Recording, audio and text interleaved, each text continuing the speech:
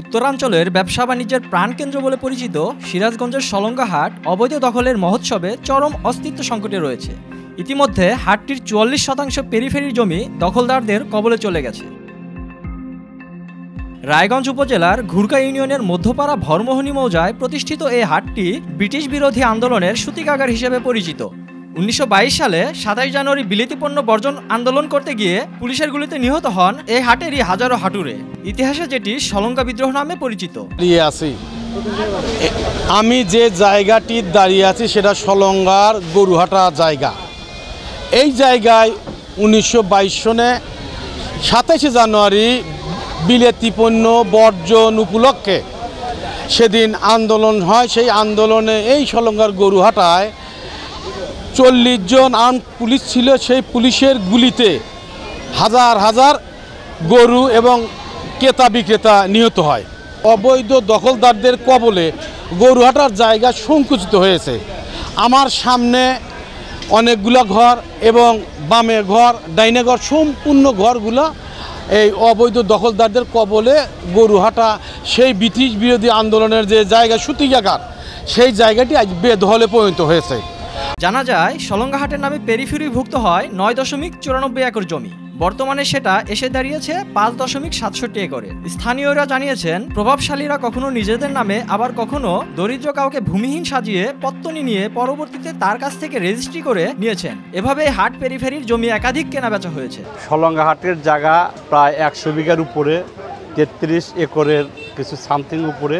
এটা সলঙ্গা কতিপয় ৮-১০ জন প্রভাবশালী লোক গরিব মানুষের নামে পত্তন নিয়ে তাদের কাছ থেকে রেজিস্ট্রি করে নিয়ে তারা বিক্রি করছে। এর সাথে প্রশাসন, পুলিশ, আগে পুলিশ পুলিশের উপস্থিতিতে তারা ঘর তুলছে। যারা গরিব মানুষ, এলাকার জনগণ, তারা এত প্রভাবশালী, তাদের এগেনস্টে মুখ খোলার কোনো সাহস তাদের নাই, তারা মুখ খুলতে পারে নাই। এবং ডিসি, টিওনো, তারপরে ভূমি কর্মকর্তা, এদের যোগ শাসনে তারা এই সর্বনেশা কামগুলা, সাধারণ জনগণ এখন হাটে চলাফেরা করতে পারতেছে না, সাধারণ জনগণ রাস্তায় দিয়ে যেতে পারে না। তারা এখনও পায়তারা আছে যে সলঙ্গা হাটের বিভিন্ন জায়গায় এখন ঘর তোলার জন্য, জায়গা দখল করার জন্য চেষ্টা করতেছে। সম্প্রতি রায়গঞ্জ উপজেলা ভূমি অফিসের জরিপে ২১৪ জন অবৈধ দখলদারদের তালিকা করা হয়। তৎকালীন উপজেলা নির্বাহী অফিসার অবৈধ স্থাপনা উচ্ছেদ করতে গিয়েও অজ্ঞাত কারণে ফিরে যান। কিন্তু আমার মার্কেটের সামনে আমার জায়গা, আমি তো ভোগ দেওয়ার অধিকার আমার বেশি, আমি মার্কেটে কাজ করে পারতেছি না। আমরা একটা দাবি চাই, সেটা হচ্ছে পরিষ্কার জায়গা এবং হাঁটার মতো যেগুলা জায়গা চাই সেটা হচ্ছে দখল করে সবাই রাখছে। এইগুলা একটা দাবি যে যারা দখল করেছে তাদেরকে আমি আমার কথার মাধ্যমে পৌঁছে দিই যে এই দখলমুক্ত জায়গাগুলো তারা যত ছেড়ে দেয় দ্রুত। হাটের জায়গা, সরকারি জায়গা অনেক মানুষ দখলে নিয়ে আসে আর কি। পাশেও ঘর উঠছে, হোস্টেল উঠছে, আমরা টিউনো সাহেবকে দেখাচ্ছি, কিন্তু এর তো কোনো প্রতিকার নাই। প্রতিকার না থাকার জন্য দিন দিন সংকুচিত হয়ে আসতেছে। রাজস্ব থেকে সরকার ফাঁকি পড়তেছে, আমাদেরও লস হতেছে। হাটের জায়গা দখল নেওয়া কালীপদ কুণ্ডুর ভাতিজা মৃদুল কুণ্ডু দখলের কথা অস্বীকার করলেও জমি কিভাবে তারা রেজিস্ট্রি করে নিয়েছে সে বিষয়ে কিছু বলতে পারেননি তিনি।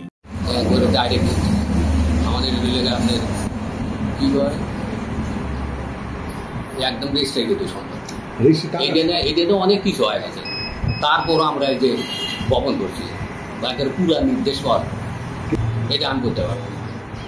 এটা আমার বলা মানে এটা আগে থেকে তাও করতে পারবো। মোহাম্মদ আলী ডাক্তারের ছেলে মোজাম্মেল হক বলেন, আমরা কোনো জায়গা দখল করি নাই, আমাদের পত্তনি নেওয়া সম্পত্তি আছে। এটা আমার পৈতৃক সম্পত্তি, এটা আমার মায়ের সম্পত্তি, নানার সম্পত্তি। আমরা এখানে আছি, আমরা কোনো হাট পেরিফেরির জায়গা দখলও করি নাই, আমরা কোনো ইয়াও করি না। এইটুকু আমার পত্তনি সম্পত্তি, আমরা দখল করতে পারি না, এইভাবেই পড়েছে। ভূমি কর্মকর্তা জানালেন, সকল অবৈধ দখলের বিরুদ্ধে জিরো টলারেন্সে রয়েছে প্রশাসন। আপনার মাধ্যমে আমি প্রথম বিষয়টা জানলাম। আমি এই উপজেলায় নবযোগদান করেছি এবং আমার ঊর্ধ্বতন কর্তৃপক্ষের সাথে আমি কথা বলবো এবং এই বিষয়ে সরেজমিন তদন্তের প্রয়োজন পড়লে আমরা সরেজমিনে তদন্ত করে আমরা ব্যবস্থা নেব। আর আমাদের উপজেলা প্রশাসনের পক্ষ থেকে একটাই মেসেজ, কোনো রকমের সরকারি স্বার্থযুক্ত জমিতে যে কোনো রকমের অবৈধ দখলদারদের প্রতি আমাদের জিরো টলারেন্স। জাকারিয়া হোসাইন, জনতার কণ্ঠ।